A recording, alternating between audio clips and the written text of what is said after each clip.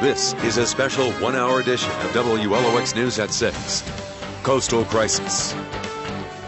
We are now in the 12th week of the BP oil leak in the Gulf of Mexico, and each city along our shores has seen something from that massive leak wash ashore. In the past 24 hours, it's hit hardest in Hancock County now, where oil is for the first time in our delicate marshes. Just yesterday, officials were forced to close a portion of the beach and Beach Boulevard in Waveland because of the amount of tar that washed onto the beach and even onto the roads. Across South Mississippi, everyone is feeling the impact of the gushing BP oil leak that's been spewing now, as we said, for 80 days. Mississippi Sound is closed to fishing. There have been beach advisories all along the coast. And seeing cleanup crews scouring the beach has become our reality. And we know it won't go away anytime soon, unfortunately. Tonight, we'll address some of your questions and concerns. Of course, there are plenty concerns and fears. Some we've touched on before and some tonight are new. Like the waste collected from our shores that's now going into our landfills. Is it safe? Or when will our waters be open to fishing? And what about claims being paid for those who were economically hurt by the oil leak? So many questions, not enough time. Let's get right to our questions. And in our studio, we have 4th District Congressman Gene Taylor, U.S. Coast Guard Deputy Incident Commander for Mississippi, Jason Merriweather, and from BP, Government and Public Affairs for Mississippi, Margaret Laney, along with USM Marine Scientist Dr. Vernon Asper. Bay St. Louis's mayor is here, Les Fillingame, and Jackson County Emergency Management Director Donald Langham. Our panel, of course, tonight has been assembled to address the very real impact on South Mississippi. Jeff just showed you in Trang Van Buie's story for the first time. We have oil now in our marshes. I want to ask the mayor of Bay St. Louis, when you saw that so close to home where you grew up, Mayor Fillingame, how did you feel? Longo said it felt like a kick to the gut. It is. You know, it was a real kick to the gut, but it's not something that we didn't expect. You know, we knew it was coming. It's heartbreaking to see it ultimately happen, and really we're having more of an impact than we had even anticipated. So it's been pretty gut-wrenching the last few days. Do you share the same frustration? We knew it was coming, but yet it still got here. It wasn't protected. Yes, yeah, we have a lot of frustration locally about the fact that we don't think that enough has been done to preemptively prepare for this. We've had 80 precious days to prepare for some of the landfalls and the impacts that have been experienced in Louisiana, and until just the last few weeks we have done very little actually to prepare for these impacts. And I think we would have seen a lot less of an impact if we had some more of the preparations done.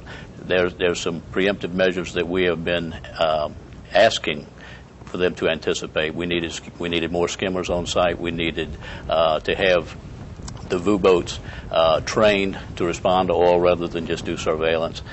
Even though a lot of that's being done now, there wasn't enough to reduce or delay the impacts that we're seeing today. Well, we have a lot of questions, and we've been asking people all week to send in your questions, so let's get right to that. A person using the title Citizen asked this on WLOX.com.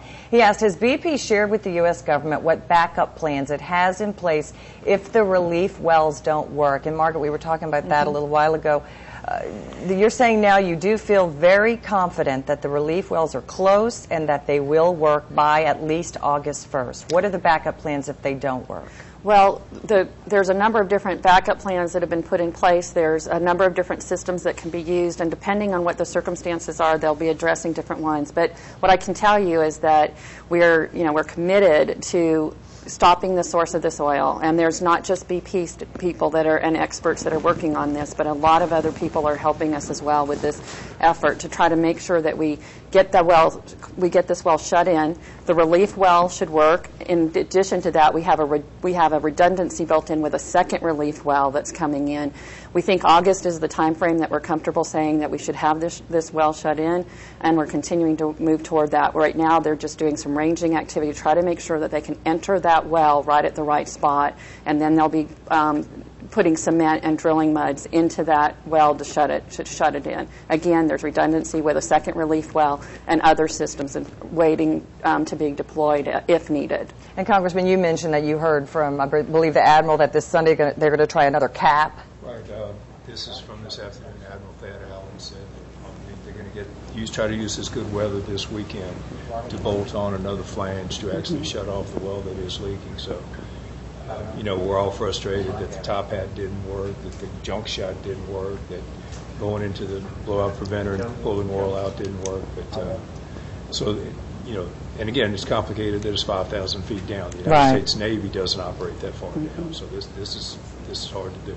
And Commander Merriweather, this is something that you are very, I mean, for people who are frustrated and they keep calling the newsroom and saying, oh, I've got the answer, why don't they just do that, it's so easy.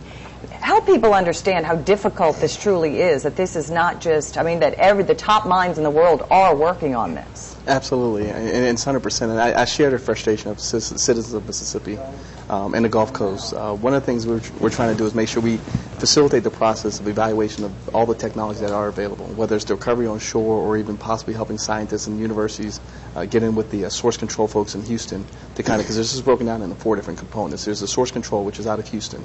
Then there's the offshore, which is being controlled by the area, if you will. And then there's the ICP Mobile and the Incident Command Post in Homa that are trying to work on recovery near shore, skimming assets and so forth. But it's all hands on deck. If you have a good idea, there's a line for that. If you're a scientist that has a great idea to help solve it, there's a line for that too. And they're definitely working with folks and reaching out to the community. They're listening to everything. Absolutely.